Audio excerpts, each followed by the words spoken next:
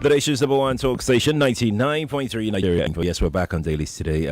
Live from our studios here on Etimi and Crescent, Victoria Island, in Lagos here. Thank you, Lagos, for being a part of it.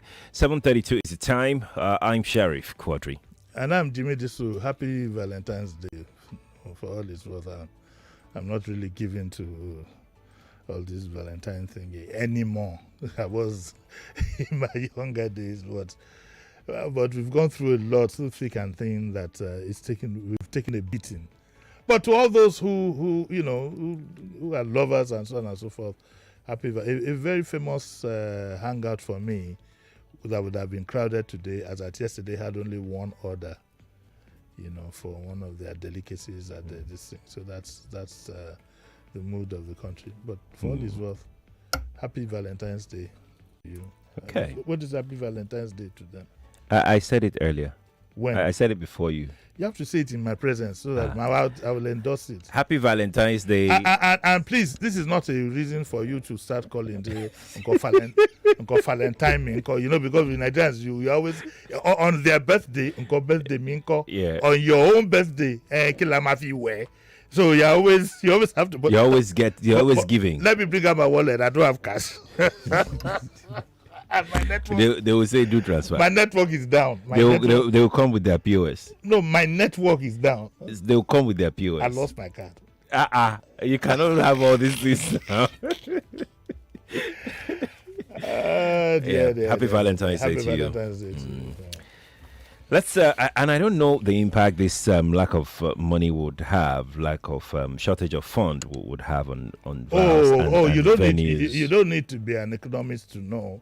You see, because what it has actually done is that even those who don't spend cash are now in a state of panic. I hardly spend cash. That's right. But I'm now realizing that I might not have money, So it's going to affect seriously. And then the mind is not in that mode with an election next week. It's just next week. Next week, Saturday. Right. That's right. With an election next week. Everywhere is tense. So people just manage to go to work and run back home. Everywhere is tense. You got to be very, very careful. Violence here and there, you got to be very, very careful. Yes, you have to. Yes. Let's begin with Daily Trust. Bank ignore Supreme Court reject old notes. I'm not surprised. One of your callers called in today. You see, this is caused by the CBN. Okay, because the CBN will claim it was probably not served the ruling because they were not a party to. That's right. Yeah, so they can't give that instruction. But I think it's a bit unfair of the CBN to hide behind that, because I called attention last week when the order was given that the CBN is the body that has that is carrying out this whatever it is on behalf of the government, but they have the autonomy, and that if they had, I knew they would hide behind. Not because the president is resolute on this. I can see that in what is going on. He is hell-bent. When he asked for 7 days, he probably thought that by 7 days, the supply would have increased. For the umpteenth time, let me make this clear that the issue in contention now is not the old currency or the new currency. The issue in contention now is a different thing entirely. Cash available. Yep. It's cash available. So, and something tells me maybe they didn't print enough, or there is, they're just trying to hold on until the election next week is over and then ease up on it. But people are suffering, and one would have to appeal to the CBN to take a second look at what's going on. People are actually suffering. I also saw the video of the papa that was crying. This is a man probably my age, and he couldn't pay his hospital bill. And then somebody was advising him to go and get a card. Probably wouldn't even know how to use the card and so on and so forth. Get completely confused. It's not all of us that do online banking. I think the government has to find a middle ground for this. I understand what it's all about, because what it means, like I told you, was it you I told? Sometime when one of the politicians was making the round somewhere in the southwest, the wrapper of the money that was spent was the wrapper of a bank that existed last 10 years ago. No way. Yes. That's what I was told authoritatively, that the wrapper of the money, this little wrapper, was from a bank that existed 10 years ago, roughly. I don't want to mention the name of the bank, but this is what happened. It was in Anoba's palace that this morning, the rapper. So there is every reason to believe, every reason under the sun to believe that politicians, not one in particular, probably all, have stacked up stashes of money. Who was it that said that there was one, what's his name? I think it's Guazu or so, one elderly northerner. Baba Galadima. Who said one governor has 22 billion in cash. Well, government money in government house. What can we do? So the president is clear in his mind that he doesn't want this to happen. And the politicians look at the rate and the rates at which the governors are going to the bank to get this done and to get that done and so on and so forth. They and a lot of our top politicians are the culprit. And look at us, for God's sake. I heard a commercial on your program this morning in which some country was putting up commercials on our radio stations in Nigeria, telling us how to conduct ourselves at the polls, and I just wept. I just fell apart. That because of the way we have behaved, we now have senior prefects guiding us. They keep coming in, guiding us, issuing statements and so on. You remember the last one we had? Obama even had to issue a statement. When are we going to get independent? We won't get independent as long as we have the mindset that we have. And we should be ashamed of ourselves. Look at the waves that Nigerians are making worldwide in every endeavor of life. The Nigerian musicians are sweeping everywhere. In the medical field, they're almost number one. They're almost number one. It was a Nigerian doctor that brought us the fetus and put it back. We are doing all this. But our politicians just keep dragging us back. And now in the eyes of the world, some part of the world, we're like kindergarten children who have to be guided, bulls in the china shop. Very, very sad. But let's go to the next one. But before we go, though, with the prolonged scarcity of naira, what are the risks associated? The reason I asked this question, the old man that you saw, what if something had happened to him? A gentleman also sent a message in on the show today, feeling so sad. He's not in the country. No, he's in the country, but his parents are in the village. And the parent, he said he felt really, really bad when he spoke with his mother yesterday.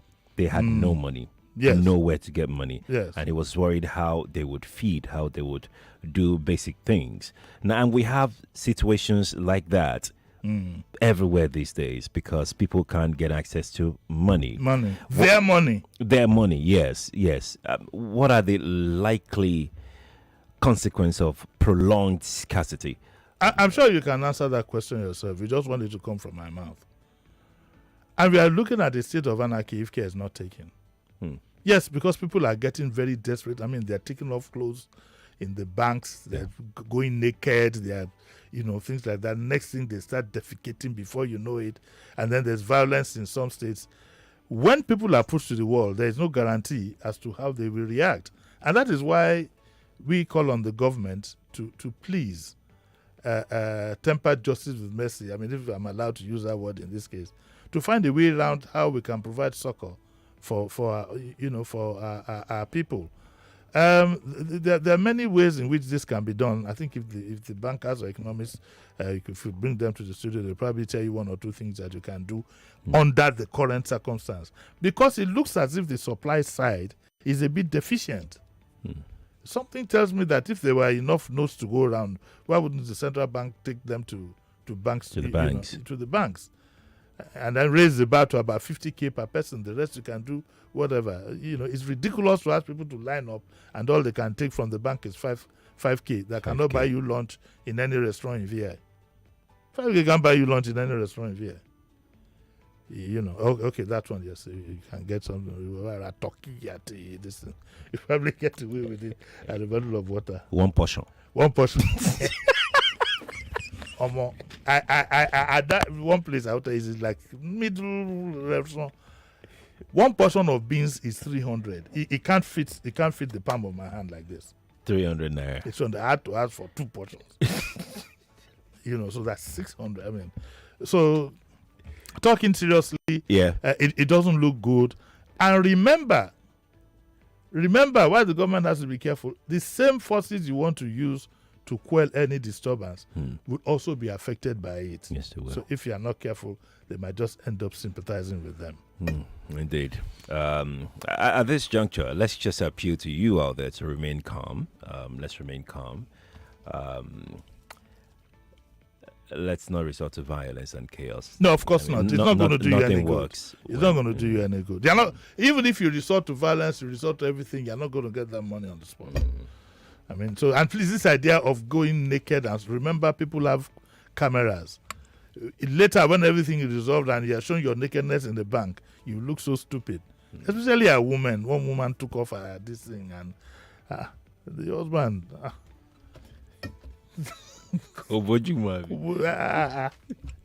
She was desperate. Yeah, but even then, you need to put some control in what you do. There was one that went completely stackers. Yeah, I saw that. I mean, what for? I saw that. Because the truth is this: if you go stackers, I'd love to know if they were able to retrieve anything by the action that they put up. I'd love to know. Let's go get the Punch. The Punch has this one says, I regret raising coup alarm. Fani Kayode after DSS grilling. About 2 years ago, I had called on the Fani Kayode family to rein in this gentleman before he does a lot of damage, not just to the nation, but also to himself. I mean, we have to call him. I have to call him directly because I know him. I know his father. His father was extremely nice to me, so it is sad to see that after the father is gone, there is a problem somewhere. I don't want to state it specifically. And if the family doesn't rein this man in, it's going to bring disrepute to the and also he's going to end up in prison. Because the statement that he made was highly irresponsible.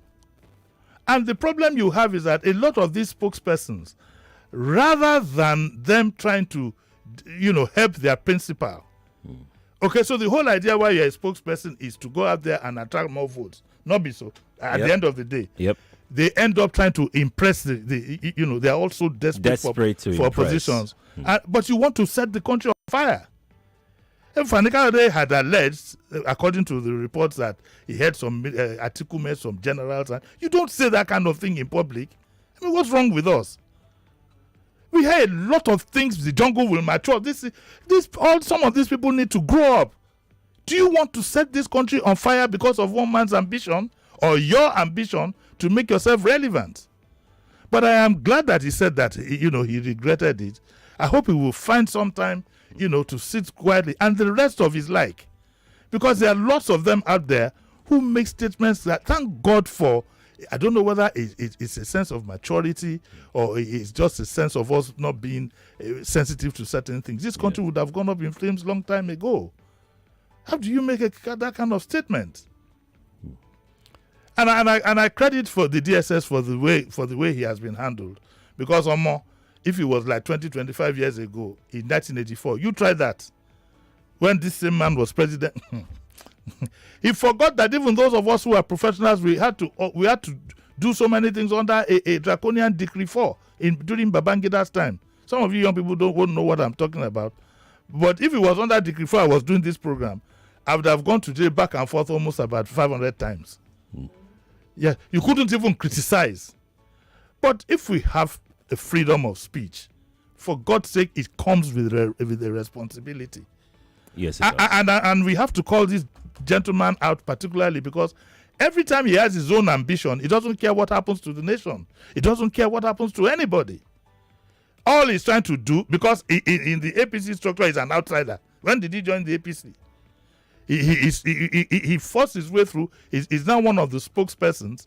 And I wonder why Asiwaju himself can't just stick with just 2 spokespersons and leave it at that. So he has a more controlled whatever. If you have a Daily Alake who's been with you almost all your political life, and you have one other person, shouldn't that be enough? The politics, the way we play it, I don't understand. This multiplicity of spokespersons and this and that, everybody trying to be relevant. And what I find in this particular election is the desperation of people to align themselves rather than get the job done and thump themselves on chest. They always want to impress the principal. And And of course, what you know, the what happens after that, of course, is that the principal never even gets good advice. Yes, and the work doesn't get done. We will see the results next week. All this huffing and puffing and the jungle will mature and all these things that we hear that makes other countries believe that we're still like kindergarten children to be guided. You don't make volatile accusations like that and say, and then usually the rhetoric will be, oh, it's all politics. It's not. But I'm glad he said that he regretted it. Though in saying that, you still see some arrogance. But we need to be wary of people who have a sense of entitlement. You know, my father was this and that, say things like that. And I think probably the family need to rein him in. I have a fair idea of what it is, but it's not for me to say. Let's go to the Vanguard now. El-Rufai, I no longer believe in leadership quality around Buhari. You know, there was a day during Festac, some people were with some Jamaican, and he saw a Nigerian wearing an agbada. Okay. And he was on an Okada. He was on a motorbike. In those days, there were no Okada. And so as he was going, Jamaican, African man, he might thinking wise. He might wear big parachutes. That is the same. African man, he might thinking wise. He might wear big parachutes, this big agbada. El-Rufai thinks he's the wisest guy God ever created. Do you know why? Why? He's taking snipes at Buhari, but hiding behind good language. When he says, I no longer believe in leadership quality around Buhari, what does he mean? Buhari is the leader of the group of the. So if you no longer have leadership quality, if he wants to face Buhari, he should do so. Face him. In his quest to please his principal, and I hope he doesn't shoot himself in the foot with this, because it says that the Buhari cabal planning interim government, El-Rufai denying Buhari to run away from APC's monumental failure, and so on and so forth. I think that El-Rufai, unfortunately, at this time, these dogs no longer hear the whistle of the hunter, or Bufferi or Demo, because we will not burn this country because somebody wants to. We won't allow this country burn. Wait till the elections and let the people decide. Because how can you, a governor, a member of the ruling party, now say you no longer have belief in Buhari? A question is, are you not just shooting yourself in the foot? It's the same party. If you run down this party, you run down this government, you expect people to now vote for the same party to put their finger on the same logo again. It won't happen. But all this showing loyalty to the principal at the risk, of the well-being of this country is what you continue to see. And so he says that, what does he say here? He says that the Villa elements were working against the candidature of Bola Tinubu. Of course, there will be people who will be for and against him. That is not news. Like they will say in Yoruba, all of us cannot sleep in the same direction. Even within the party, there are people who will not vote for him. Even there are people in PDP who will vote for him. There are people in the APC who will vote for Atiku. There are people in PDP who will vote for him. That's what I meant. There are people in Labour Party who will still vote for him. After some people crossed carpet 2-3 days ago. Yeah. So El-Rufai should stop heating up the polity. Or rather, let me just say that we shouldn't allow him heat of the polity. Ignore all this. Next week is just round the corner. Make sure you have your PVC, have your resolve. Make sure you put your finger where you want it. Which finger is it? Is it the thumb or the finger? You better use this one. This one is, because with thumb, it can cross two lines. I think it's the index finger, yeah. The index finger. Make sure that you put the index finger. Don't allow, you'll be there alone anyway. Make sure you put the index finger, make sure it doesn't cross the line. And we won't allow these people heat up. I mean, we are so tense that I don't think any one of us gets up to 2 hours sleep in the night. It's really... It's... No. But yeah, you're going on vacation immediately. Yes, I am. I've been on my memo. After this election, I'm exhausted. Completely. Completely. He keeps saying that they are in interim government, that for God's sake. Okay, he says that he's not afraid to mention them. He said, I have no problem naming them. Then name them. If you have no problem naming them, name them. But he says again, he hides on that. He says, but for me, naming them is giving them traction. Yeah. We could do without all this. Mm-hmm. Let's take this one here from the Vanguard, page 9. Says, campaign. We are told Oba of Lagos was not available. Peter Obi. There was, backward and forwarding yesterday in the social media because apparently there was a statement that was issued on behalf of Akin Oshotokun, which he later denied, that they had wanted to see the Oba of Lagos, as it's normally done, and that he said he wouldn't see them. That was what was said, and it was later denied. So Peter Obi was interviewed last night. I think it was on Channels. It was on Channels. That's right. And he said that it really doesn't matter. It does. We'd like to know what actually happened. Let me read the account that we have here. He said that Peter Obi said they were told that Oba Akiolu was not readily available when they visited his palace yesterday as part of his campaign. When they visited his palace. Now, do you just get up and go to an Oba's palace? Don't you have you would have been arranged, you would have written him a formal letter. That's right. We are going to come, he'll prepare. Peter Obi needs to clear that. We need to clear that because it makes it look as if when you got to the palace that it wasn't readily available. And Obi, he said, I have lived in Lagos and I have the utmost respect for Oba of Lagos, and I've always done that to every traditional ruler. For me, they are my fathers. On my arrival in Lagos, I did ask that I would like to visit the Oba of Lagos, whom I regard as a father figure, on my arrival in Lagos, which was just about 2 days ago. It looks a bit untidy because if I want to visit the Oba in 2 weeks' time, surely by now is when you start making the arrangement.